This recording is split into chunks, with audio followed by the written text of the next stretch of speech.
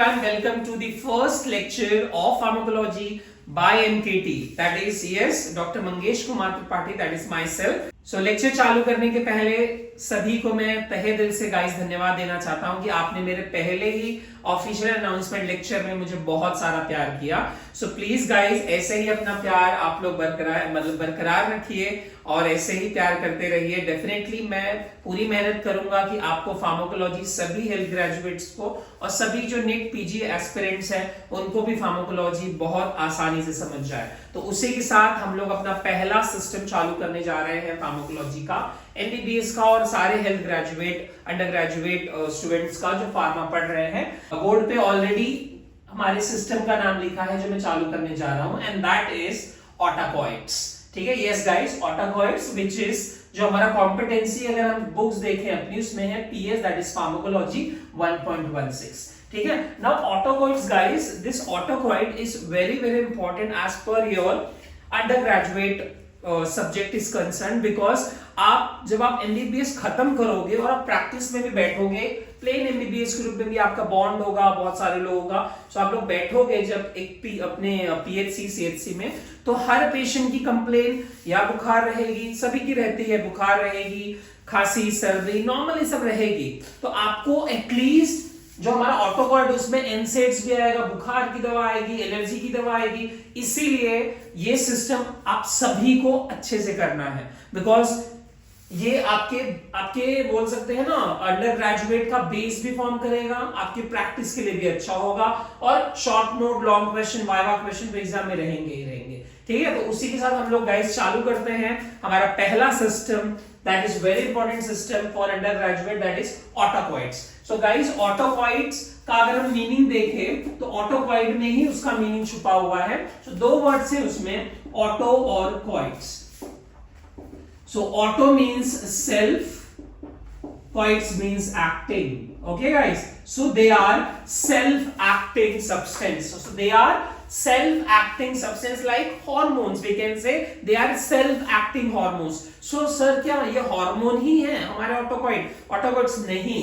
ऑटोकॉइड्स और हार्मोन्स अगर हम देखें तो उसमें दो मेजर डिफरेंस होते हैं. तो हम लोग देख लेते हैं ऑटोकॉइड्स और हार्मोन्स के डिफरेंस. सो यहां मैं ऑटोकॉइड लिख रहा हूं और यहां पे hormones. So autacoids they are non specific in nature. पहला point, this is very very very important. Non specific मतलब maximum cells of the body we have mast cells, basophils, वहां पे हमारे ऑटोकॉइड स्टोर होते हैं, रिलीज होते हैं. तो maximum cells in the body they secrete autocoids, so they are non-specific. But hormones are specific. They are secreted by the specific glands and cells, like we have endocrine glands. Correct? So specific cells secrete करते हैं, not like autocoid. Second difference is that they are locally acting. Guys, since मैंने ये बोला ना abundant cells in the body they secrete autocoids, so they are locally acting, like they are local hormones, so locally acting. But हमारे hormones they are distantly acting, they are distant acting.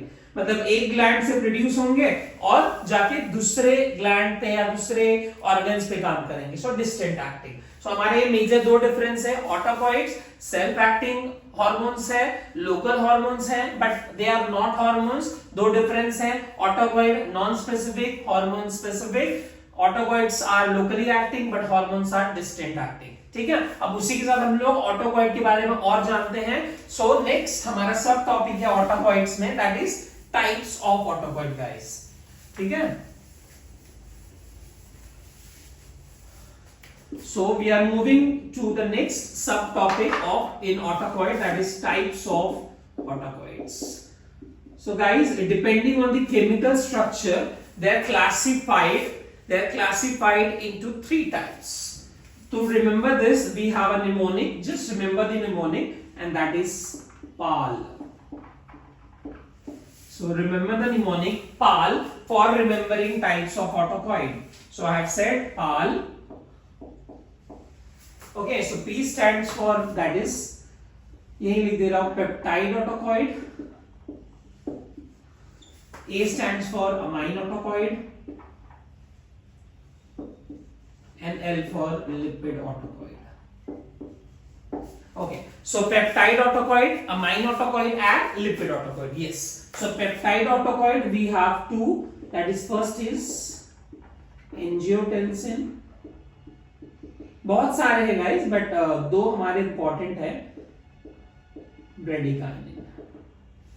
In amine autocoid, the most importants are, first is we have the most important जो हमारा आज के lecture का topic है, that is histamine. Okay guys, and second जो मैं next lecture में करूंगा guys, that is serotonin.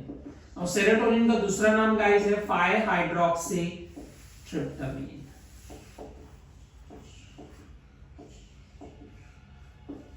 Okay, ठीक. So lipid, the first is prostaglandin guys, जो हम लोग आगे के lectures में देखेंगे. Second is thromboxane.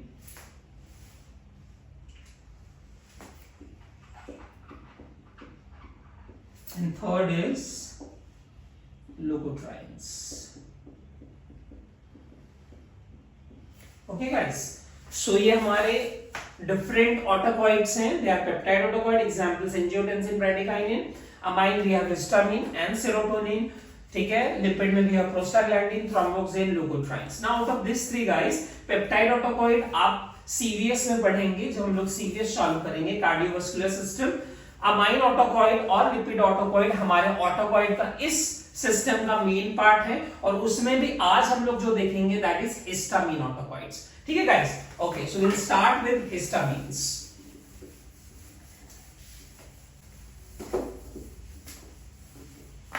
So guys हम लोग स्टार्ट कर रहे हैं हिस्टामिन ऑटोकॉइड. ओके, ठीक है. So let's start with histamine autocoid guys. Now histamine, in our body we have 4 types of histamine receptors. Okay, so H1 guys, that is histamine 1 receptor, H2 receptors, H3 receptors, H4 receptors. ठीक है. और एक चीज याद रखना guys, histamine receptors जो होते हैं that is histaminic drug anti mainly histamine receptors. ठीक है. सो दे ऑल एक्ट बाया, याद रखना सारे जो सब्सटेंस होते हैं केमिकल्स वो अलग अलग रिसेप्टर के थ्रू जाके सेल्स में बाइंड होते हैं और अपना काम करते हैं, और रिसेप्टर का नाम जिससे सारे हिस्टामिन रिसेप्टर्स काम करते हैं they are GPCR. Correct. So histamine receptor वो एक्ट वाया जीपीसीआर. ठीक है. सो हमारे चार हैं H1, H2, H3, H4, चारों जीपीसीआर के थ्रू एक्ट करते हैं. ठीक है. सो हम लोग पहला देखते हैं H1. Now H1 receptors, it is GPCR में भी अलग अलग सब टाइप्स होते हैं. H1 act via GQ type of GPCR. कौन सा guys? GQ type of GPCR. मैं यही लिख दे रहा हूं. H2 act via GS type of GPCR, while S3 and H4 they are inhibitory, so they act via GI means inhibitory GPCR. These both are excitatory, they stimulate the organs, while these are inhibitory ones. ठीक है. सो GQ, GS and these three are GI type of GPCR. Okay, अब हम लोग H1 को थोड़ा detail में पढ़ेंगे because हमारा मेन टॉपिक वही है हमारे ऑटोकॉइड्स का आज के लेक्चर का. ओके, सो H1 रिसेप्टर्स. सो गाइस हमने बोला कि H1 किसके थ्रू काम कर रहे हैं? Yes, GQ type of GPCR. Now कहां काम करते हैं गाइस? याद रखना H1 के दो लोकेशन है. It is present in the body at two location. First is CNS and second is periphery. Now in periphery it is stored in mast cells and basophils, and we know which is that. It is actually histamine. H1 है तो histamine secrete करेगा. Correct. Okay, so CNS में क्या काम करते हैं? H1 जो CNS में है गाइस वो क्या काम कर रहा होगा? याद रखो चार काम करते हैं. पहला, it is responsible for wakefulness, alertness of the body. Second, it is responsible for increasing memory. Yes guys, memory. Third, it is responsible for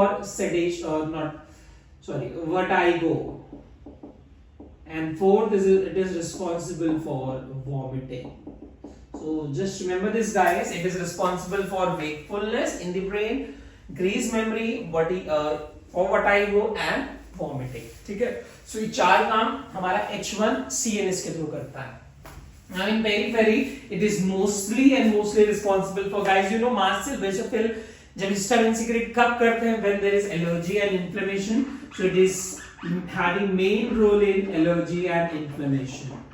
So you know inflammation के sign, redness, pain or swelling, what you have studied in pathology. ठीक है, so allergy और inflammation. ठीक, okay, चलो अब हम लोग next जाते हैं, that is H2 receptors पे जाते हैं guys. Okay guys, so H2 पे आ जाते हैं। तो याद रखना गाइस, H2 जो है it is actually not GQ, it is, हम लोग देख चुके हैं, GS type of GPCR which is also stimulatory. अभी क्या करता है याद रखो, GS type of GPCR it activates a secondary messenger that called that is cyclic AMP, and this cyclic AMP is present where, I forgot to mention that H2 receptor कहाँ present है, stomach में guys। ठीक है, in stomach it increases cyclic AMP, thereby it increases HCl, we know hydrochloric acid, correct, and hydrochloric acid अगर ज्यादा produce हो गया it will cause gastritis।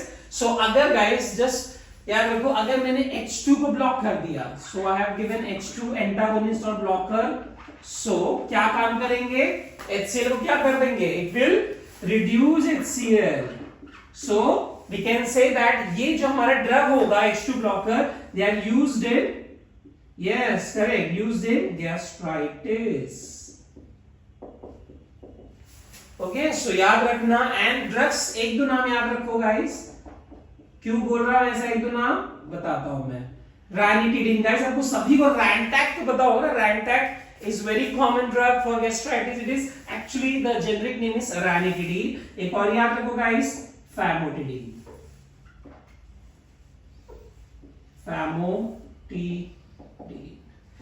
अब याद रखो गाइस, H2 ब्लॉकर हम लोग GIT में और डिटेल में पढ़ेंगे, सो डू नॉट वरी। ठीक है, सो H1 ब्लॉकर हमारा मेन इंपॉर्टेंट है। ठीक गाइस, H2 ब्लॉकर जो है हम लोग GIT में डिटेल में पढ़ेंगे, सो डोंट वरी। हमारा मेन टॉपिक आज का है H1 drugs, that is H1 blocker drugs. ठीक, ओके गाइस, सो हम लोगों ने H2 तक देख लिया, अब H3 रिसेप्टर्स पे आ जाते हैं। सो H3 receptors, so H3 receptors they are presynaptic receptor। कहां पे है guys, they are not on synapse, they are presynaptic receptors।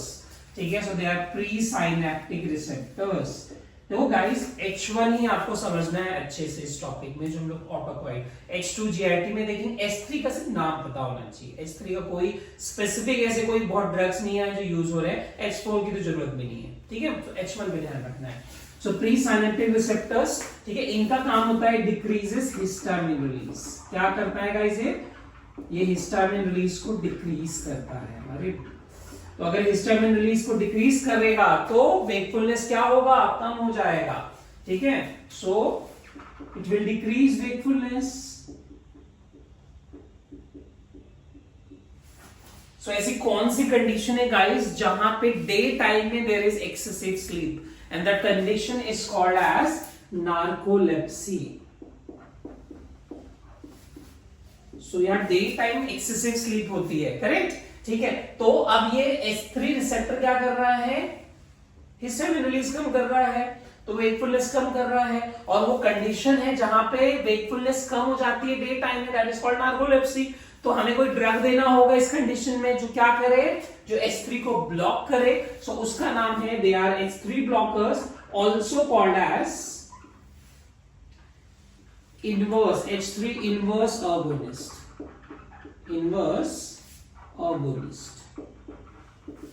and the name of the drug guys is Piprolizumab or Pitolisant। ठीक है, so Piprolizumab Pitolisant क्या करेगा, it will increase histamine release in which condition guys, narcolepsy। ठीक, okay, so last is H4 बस इतना याद रखो, आप लोग इतना ही लिख लो दैट H4 मैं यहां लिख दे रहा हूं, H4 receptor is present in WBC guys। It is present where guys, WBC, and it is responsible for chemotaxis। जहां पे इंफेक्शन इन्फ्लेमेशन हुआ वहां पे WBC पहुंच जाता है। सो WBC बेच फॉर रिसेप्टर है, रिस्पॉन्सिबल फॉर कीमोटैक्सिस। ठीक, ओके। सो हमें H1 समझ गया, H2 समझ गया, H3 समझ गया, H4। बट हमारा जो मेन टॉपिक है गाइस, जो मैंने आपको पहले ही बता दिया, इज H1 एंटागोनिस्ट और H1 blockers, that is antihistaminic drug. Because histamine पढ़ चुके हैं, अब उसके अगेंस्ट ड्रग पढ़ेंगे जो हमारा मेन कोर है इस टॉपिक का। ठीक, okay. So we are starting guys with antihistaminic, that is H1 blocker. जब मैं एंटीहिस्टामिनिक बोलूं guys, it is H1 blocker, please remember.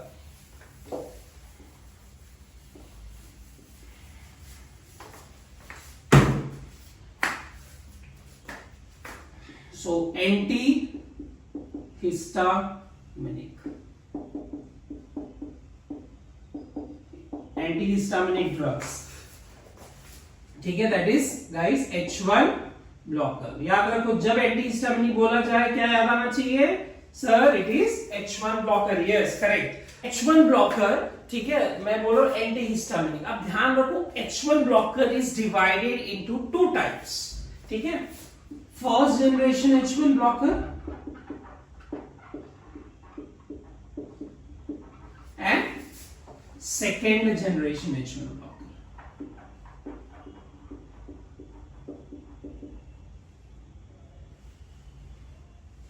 So we have first generation H1 blocker and second generation H1 blocker. First generation blocker है, ठीक है।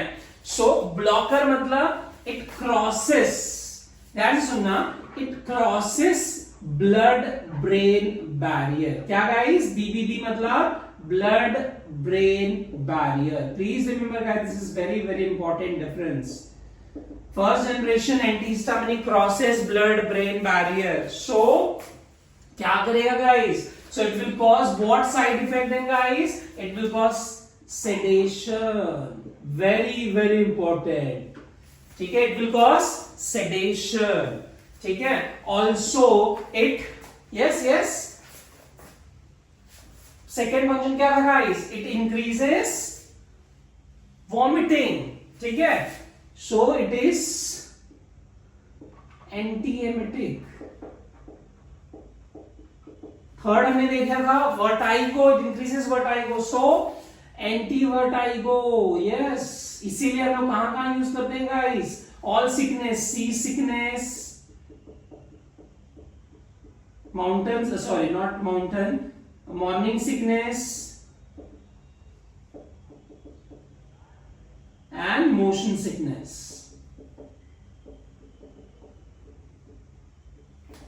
Correct guys? ठीक, and the last is it is, yes, it is responsible for, हो गया sedation, cause करेगा, एंटीएमेटिक हो, एंटीवर्टाइगो होगा, और मेमोरी बढ़ाता है हमारा हिस्टामिन, तो ये क्या करेगा? It will cause memory loss. याद रखो गाइस, हमने क्या चालू किया है? First generation antihistaminic, second generation antihistaminics. ठीक है, तो first generation antihistaminic crosses blood brain barrier, तो सारे साइड इफेक्ट प्रोड्यूस करेंगे H1 के against, that is it will cause sedation, antiemetic use होगा, एंटीवर्टाइगो के रूप में यूज कर सकते हैं, मेमोरी लॉस प्रोड्यूस करेगा। अब हमारा सेकंड पे अगर आ जाएंगे हम लोग, so second generation do not cross blood brain barrier. समझ गए guys? So it is not used as sedating agent, it will not be used as antiemetic agent, it will not be used as antivertigo agent, it will not cause memory loss. Guys understood? So आपको समझना है first generation H1 blocker और second generation H1 blocker में main difference. तो sir second generation use कहां होता है फिर, और आया क्यों? ठीक है भाई, वो BBB क्रॉस नहीं कर रहा है सर, आप बोल रहे हैं सेडेशन भी नहीं कर रहा है, एंटीएमेटिक भी नहीं, उसकी प्रॉपर्टी एंटीवर्टाइगो भी नहीं करवा रहा है, मेमोरी लॉस भी नहीं करवा रहा है। तो एक चीज याद रखो, सेकेंड लोकेशन क्या था हिस्टामिन का सर? यस, पेरी में मास्ट सेल बेसोफिल क्या प्रोड्यूस करते हैं? Allergy and inflammation. सो याद रखो, हमारा main function of second generation antihistaminic is only allergy. It is anti-allergic drug, only anti-allergy. ठीक है, so this also used as anti-allergy, but उसके साथ साथ हमारा फर्स्ट जनरेशन के और भी यूजेस हैं सर। एंटी एमिटिक बहुत इंपॉर्टेंट, एंटीबायोटाइको यस बहुत इंपॉर्टेंट, बट सेकेंड जनरेशन का एक ही यूज क्या है गाइस, एंटी एलर्जिक, ठीक है। बट एक उसका एडवांटेज है, ये सेडेशन कॉज करेगा, ये नींद नहीं लाएगा। सो याद रखो गाइस, अगर हमें एंटी एलर्जिक देना है तो हम लोग कौन सा देंगे, mainly only and only second generation anti histaminic, ठीक है, अंडरस्टूड, ओके। सो अब हम लोग वापस आ जाते हैं हमारे फर्स्ट जनरेशन एंटी हिस्टामिनिक्स पे।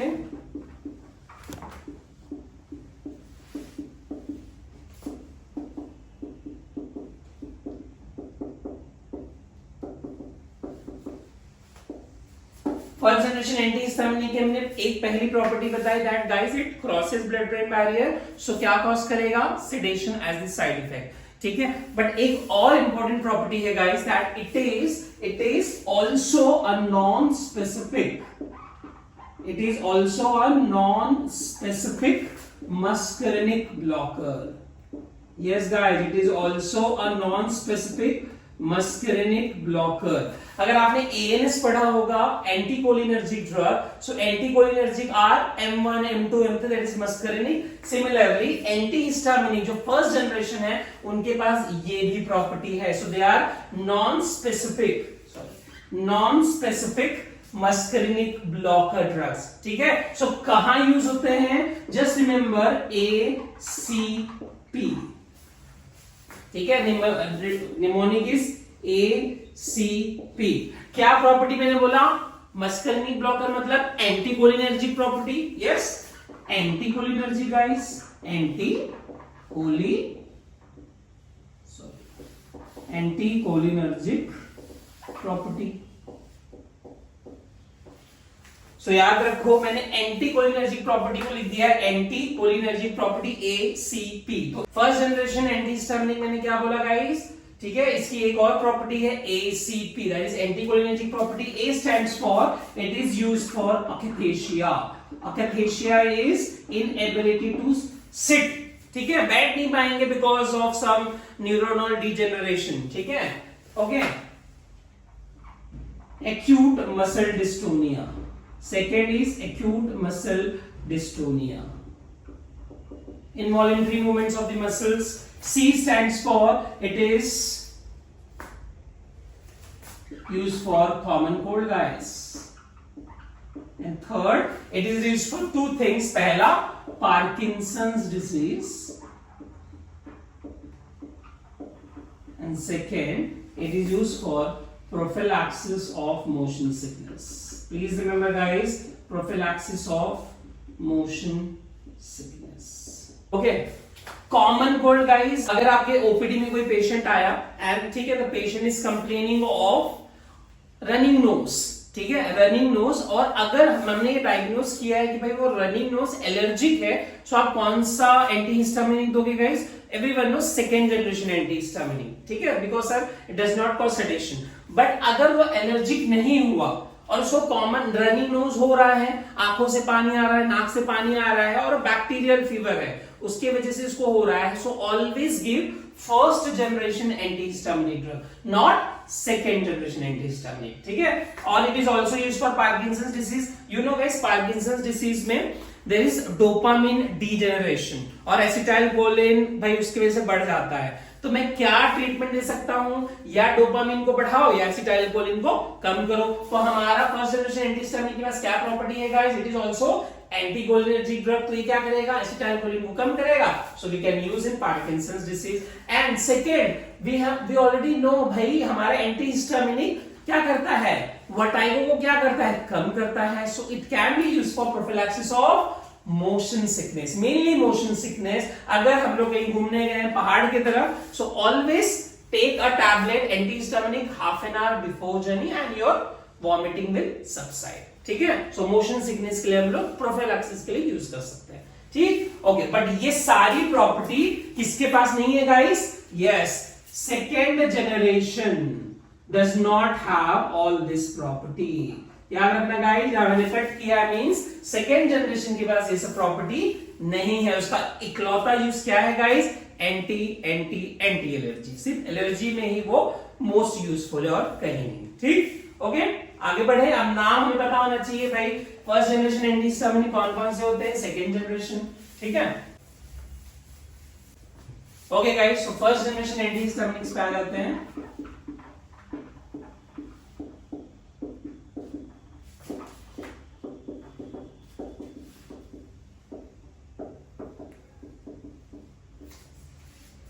Okay, so first generation antihistaminics पे आ गए हम लोग। नाउ फर्स्ट जनरेशन एंटीहिस्टामिनिक्स, देखो गाइस हमने बोला कि फर्स्ट जनरेशन की एक सबसे खराब प्रॉपर्टी क्या है, वो सेडेशन कॉज करता है, ठीक है। सो इसलिए फर्स्ट जनरेशन को ना डिवाइड कर दिया गया, वेरी हाईली सेडेटिव जो सबसे ज्यादा नींद दे, जो थोड़ा कम नींद दे और जो बहुत कम नींद दे। तो उस हिसाब से we have three first generation antihistaminic class, that is highly sedative,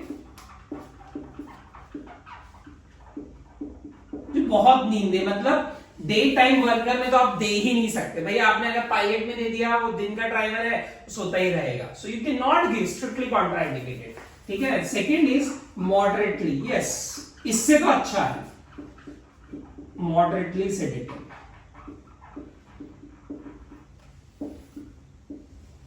and third is least sedative, जो हम लोग डे टाइम में भी दे सकते हैं। कौन सा ड्रग है हम लोग देखेंगे, don't worry.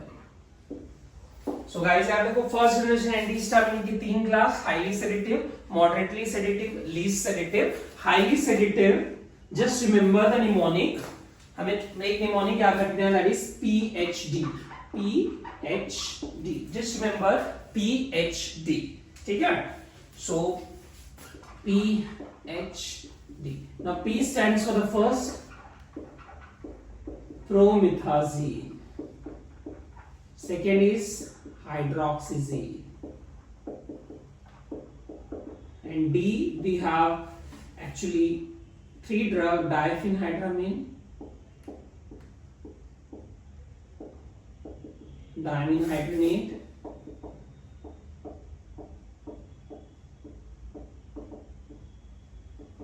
and the last is doxepin. याद रखो, पीएचडी हमारे तीन निमोनिक्स हैं, T for promethazine, second is hydroxyzine, third we have three drugs in D, that is diphenhydramine, diamine hydronate and doxepin. So moderately sedative guys, just remember the mnemonic PCM, paracetamol, yes guys, PCM. So P stands for very commonly used drug guys. कुछ भी होता है ना, थोड़ी allergy भी हो जाती है, थोड़ी भी इचिंग होती है ना, घर में ही बोल देते हैं अरे एविल खाए, एविल खा लो, एविल खा लो। So Avil is a brand name of guys pheniramine, ठीक है, समझ रहे हो। तो ब्रैकेट में लिख दे रहा हूं, फेनिरामिन का ब्रांड नेम बहुत कॉमन है। थोड़ा भी एलर्जी होता है घर में, मम्मी पापा अरे खाए ला भैया, खाए ला बहनी, है ना, जो खुजली बहुत पर ठीक हो जाए, दैट इज एविल, ठीक है। Okay, so pheniramine is Avil. C stands for guys cyclizine, cinnarizine, and one more drug guys, it is, I'm writing here guys, cyproheptadine, and N stands for guys meclizine। याद रखो guys, PCM से आपको याद रखना है क्या, moderately sedative, highly sedative, PhD से, PhD हम करते हैं, पीसीएम भी खाते हैं, एंड ठीक है। लीस्ट सेडेटिव एक ही दवा है guys, very common drug, and that is CPM. उसका फुल फॉर्म आपको लिखना है गाइस, ब्रैकेट में आई एम राइटिंग क्लोरफेनिरामाइन, ठीक है, अंडरस्टूड, ठीक है। Highly sedative, moderately sedative, least sedative. So least sedative इकलौता फर्स्ट जनरेशन एंटीहिस्टामिनिक है जो डे टाइम वर्कर में भी हम लोग दे सकते हैं, इसको याद रखना हमेशा, you can write this also, ठीक, ओके। सो हम लोग अब कुछ स्पेशल प्रॉपर्टी जो भाई कुछ ड्रग्स के पास है वो हमें देखना है, ठीक है। सो हम लोग एक दो ड्रग देख लेंगे जो इंपॉर्टेंट है इनमें। इन हाईली सेडेटिव प्रोमेथाजीन के बारे में आपको पता होना चाहिए, it is most sedative, it has, second very important, it has maximum anticholinergic property,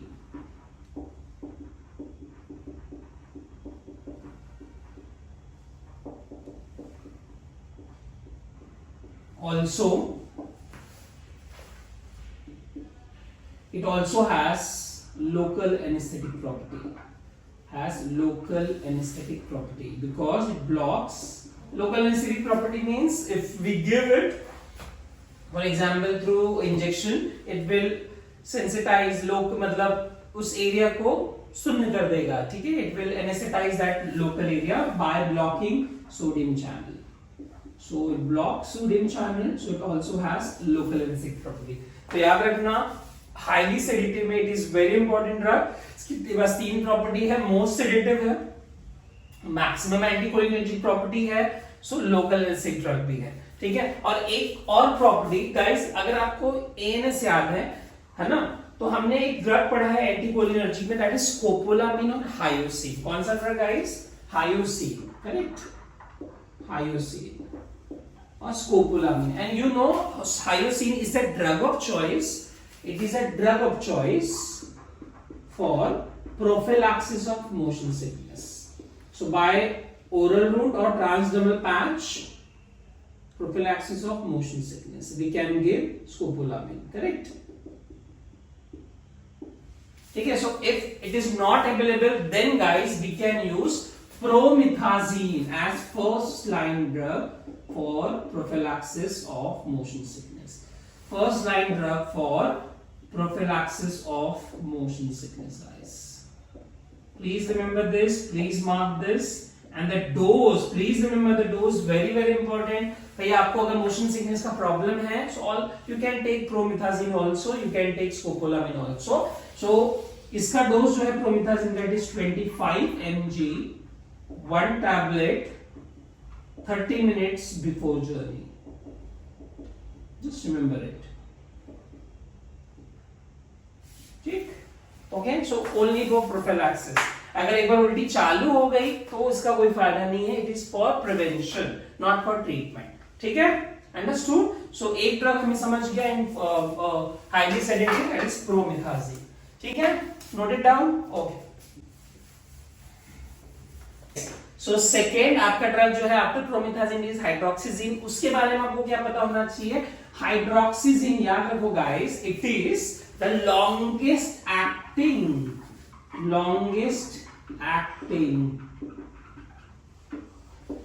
antihistaminic drug. So it is the longest acting antihistaminic. उसमें भी first generation longest acting.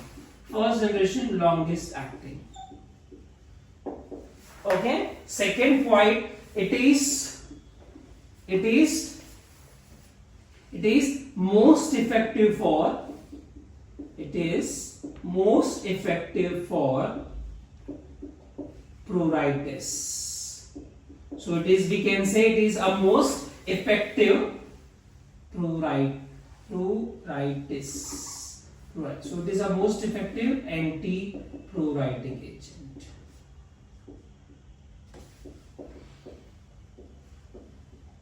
आपको अगर इसका नाम पता होगा, कुछ लोगों ने सुना होगा, हाइड्रोक्सीजिन का ब्रांड नेम इज एटरैक्स. इसका भी dose is 25 mg. Please remember 25 mg is the dose for pruritus. Atarax tablet. Okay. And one more thing, hydroxyzine gives rise to, इसका मेटाबॉलिज्म जब होता है ना गाइस, किसका? हमारा हाइड्रोक्सीजिन का, it gives rise to a second generation antihistaminic. उसका नाम है cetirizine. क्या नाम है guys? Cetirizine. So it gives rise to a second generation antihistaminic, that is cetirizine. Okay, ठीक? Okay. Okay, so this is all about promethazine, hydroxyzine. ठीक है, इतना आप लोगों को समझ गया होगा. ठीक है, अब हम लोग moderately sedative में देख लेते हैं. So moderately sedative guys,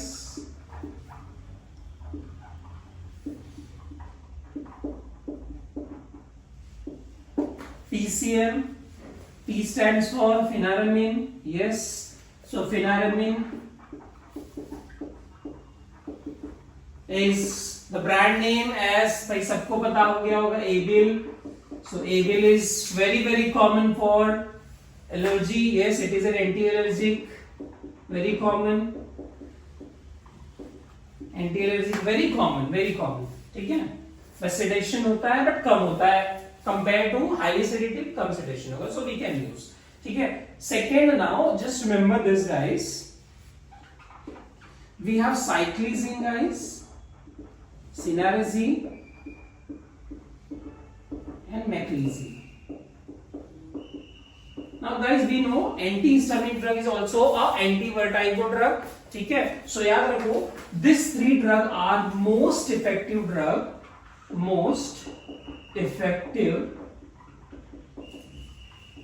drug for sea sickness guys. किस कौन सा sickness guys? sea sickness।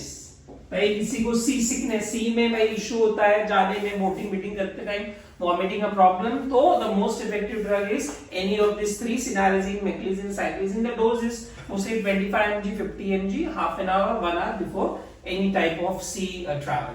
ठीक है, understood? Okay okay, now guys one more drug is there in moderately sedative and the name was साइप्रोहेप्टेडिन।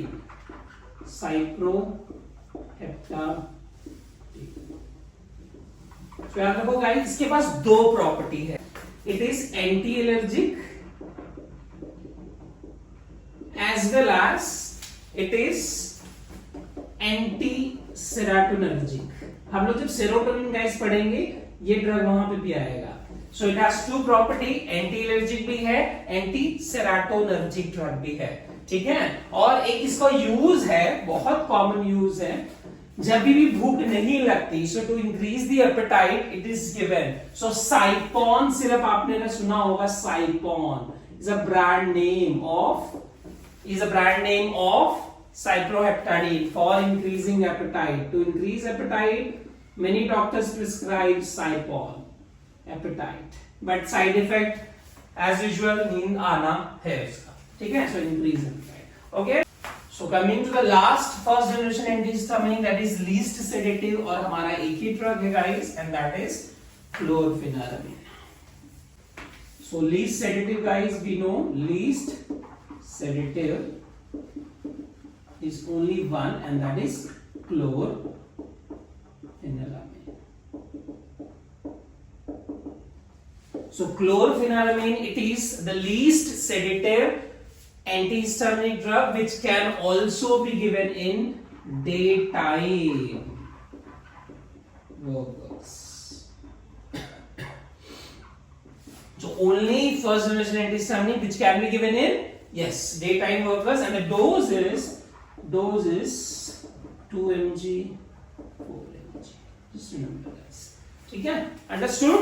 So this is all about first generation antihistaminic drugs. ठीक है, तो exam में they can ask any short note about first generation antihistaminic, enumerate भी पूछा जा सकता है, एक कोई भी MCQ आ सकता है, which is the least sedative one, which is the most potent or most sedative first generation antihistaminic, which has local anesthetic property, which is the first generation antihistaminic which is most effective for seasickness. Any type of MCQ, short note MCQ, anything can come from first generation antihistaminic. So I hope it is cleared. So first generation is done. Now coming to the last topic of this autopoid, that is antihistaminic drug, that is second generation antihistaminics.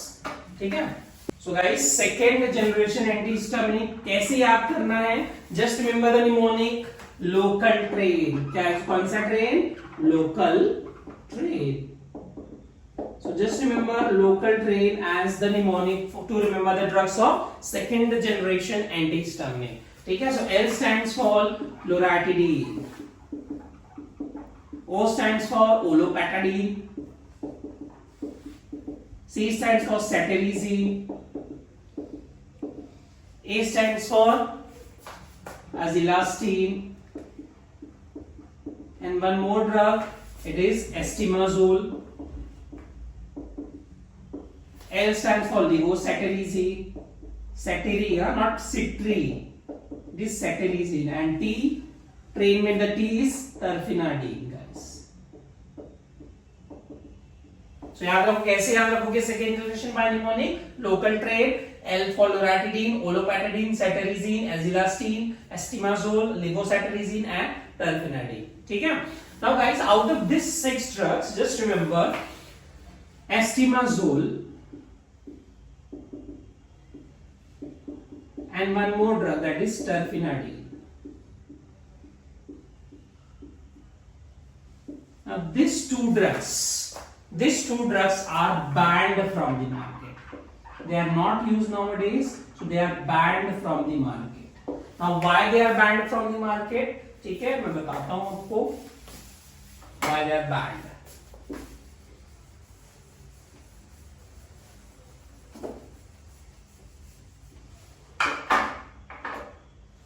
Now these two drugs, which मैं वापस लिख देता हूं, estimazole and terfenadine, banned from the market. Now why they are banned from the market? Because they cause arrhythmia. They cause arrhythmia. Heart abnormality, जो heart का rhythm है, that becomes abnormal. क्यों? Because it blocks potassium channel. तो sir क्या एक dose देने पे ये ब्लॉक कर देगा पोटेशियम चैनल और एरिथमिया कॉज करेगा? नहीं, याद रखो एस्टिमाजोल और टर्फेनाडिन, फॉर एग्जांपल किसी पेशेंट को एलर्जी है and you have prescribed astemizole tablet. Now that patient is also taking some enzyme inhibitors. आपने फार्माकोकाइनेटिक्स पढ़ा था जनरल फार्मा में, तो आपने एंजाइम इंड्यूसर और एंजाइम इनहिबिटर पढ़े होंगे कि कोई ड्रग भाई मेटाबॉलिज्म डिक्रीज कर देते हैं, कोई ड्रग मेटाबॉलिज्म दूसरे ड्रग का बढ़ा देते हैं. ठीक है, तो एंजाइम इनहिबिटर फॉर एग्जांपल उस पेशेंट को साथ में एलर्जी के टाइफाइड भी हुआ है and patient is taking ciprofloxacin. ठीक है, तो सिप्रोफ्लॉक्सासिन के साथ क्या पेशेंट ले रहा है? एस्टिमाजोल. अब सिप्रोफ्लॉक्सासिन क्या है guys? It is the enzyme inhibitor. क्या है वो? Enzyme inhibitor. तो याद रखो ciprofloxacin, any enzyme inhibitor, ciprofloxacin हो गया, एरिथ्रोमाइसिन हो गया, they are enzyme inhibitors. They are enzyme inhibitor. ठीक है, सो क्या करेंगे? अगर मैंने सिप्रोफ्लॉक्सासिन किसके साथ दे दिया? Any of this two drug, what will happen? इनका मेटाबॉलिज्म क्या हो जाएगा? So metabolism of this two drug will decrease. इन दोनों ड्रग का मेटाबॉलिज्म क्या हो जाएगा? इनमें से जो भी ड्रग ले रहा होगा मेटाबॉलिज्म डिक्रीज हो जाएगा, सो वो मेटाबॉलाइज ही नहीं होगा. तो क्या होगा? दिस टर्फेनाडिन और एस्टिमाजोल विल कॉज अरिथमिया. कैसे? By blocking sodium channel. तो समझा गाइस? नॉर्मली अगर सिर्फ हम वो दे रहे लो डोज पे तो नहीं कॉज करेगा, बट अगर एंजाइम इनहिबिटर के साथ दे रहे हैं एनी ऑफ दिस ड्रग, अगर it is taken along with this ciprofloxacin या erythromycin, ठीक है, सो सिप्रोफ्लॉक्सासिन एंजाइम इनहिबिटर है, सो इनमें से किसी भी ड्रग का मेटाबॉलिज्म वो इनहिबिट कर देगा, जिसके वजह से इनकी टॉक्सिसिटी बढ़ जाएगी और वो क्या कॉज करेंगे? अरिथमिया. सो ईसीजी जब करते हैं it is presented in the form of QT prolongation. कौन सा प्रोलॉन्गेशन? ईसीजी वेव में क्या दिखता है? क्यूटी वेव प्रोलॉन्ग हो जाती है. So it causes arrhythmia in the form of QT prolongation, so this drug is banned. And also one more thing, this arrhythmia, जो arrhythmia हो रहा है इन दो ड्रग से, उसका नाम है Torsades pointis. Please guys remember this, Torsades pointis. So the arrhythmia which is caused by these drugs are called Torsades pointis. So these two drugs are banned from the market. ठीक है? Okay guys, अब ध्यान से देखो guys, terfenadine हमने बोला banned है, correct? टर्फेनाडिन क्या है गाइस? बैंड है. अब टर्फेनाडिन का ना मेटाबॉलिक प्रोडक्ट होता है, इसको बोलते हैं फेक्सोफेनाडिन. क्या बोलते हैं? फेक्सोफेनाडिन. तो याद रखना guys, terfenadine is banned but the metabolic product is called fexofenadine. Loratadine का metabolic product is called desloratadine. And cetirizine का metabolic product is called levocetirizine. So guys याद रखना, desloratidine, levocetirizine, and fexofenadine. So desloratidine guys, levocetirizine, fexofenadine, they are the metabolic or the isomers of loratidine, cetirizine and terfenadine. Hence these three drugs are also given a special name. इन तीनों को हम लोग और क्या बोल सकते हैं? They are also called as third generation antihistaminic. Please remember guys, कौन से तीन दवाएं जिनको थर्ड जनरेशन एंटीहिस्टामिनिक बोलते हैं? Yes, desloratadine, levocetirizine and fexofenadine. Very good. So third generation antihistaminics. ठीक है, इतना समझ गया? ओके। अब यार वो एक चीज और गाइस, फेक्सोफेनेडिन जो है ना, आप लोग बहुत कॉमनली यूज करते हैं for allergy, because second generation का मोस्ट इफेक्टिव यूज क्या है? Allergy.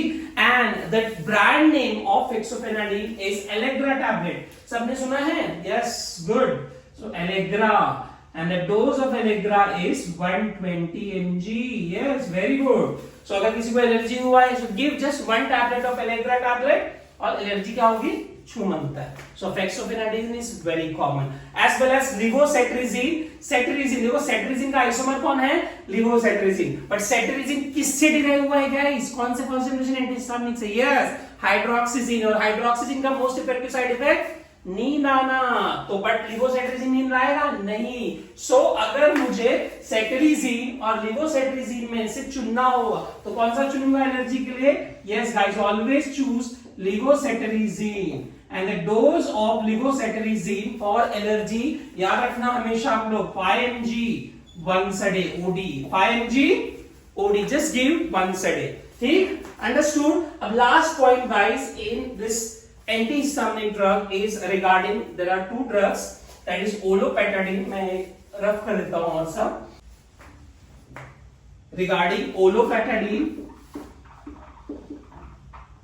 and the second drug is Azilastine।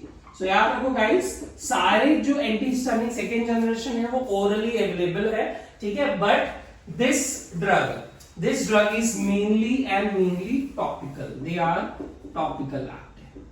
MCQ आया है। So topical acting second generation is olopatadine, azelastine. Olopatadine का main use is for eye infection, for like conjunctivitis. Just remember eye drops, so eye drops, and this is for as a nasal drops, and it is used for like allergic rhinitis। you know second generation का एक ही use anti allergic, so allergic. Rhine मतलब nose, itis means inflammation, ठीक है? So allergic rhinitis. तो understood? So olopatadine, azelastine. So with this is all about second generation antihistaminic, and this is all about autacoid, that is PH 1.6। उसमें हमारा पहला topic कौन सा था? Histamines and antihistaminic drug. Guys, hope everyone has understood it very in a very simple way. थोड़ा lecture मैंने आराम से लिया बिकॉज आपको समझना जरूरी है थोड़े ड्रग्स, बिकॉज इस सब एग्जाम्स के लिए इंपॉर्टेंट है, ठीक है? So hope everyone has understood this lecture. अगर कुछ आपको भाई नहीं समझा है, ऐसा तो होगा नहीं hopefully, but still you can comment in the comment section box अगर आपको कुछ और उसमें चाहिए तो, ठीक है? सो होपफुली नेक्स्ट लेक्चर में जो मैं नेक्स्ट टॉपिक लूंगा उसमें I can include that also, ठीक? So thank you so much guys, and this is all about the first lecture of pharmacology by MKT, that is autocoids, in that histamines and antihistaminic drug. Thank you guys, thank you so much.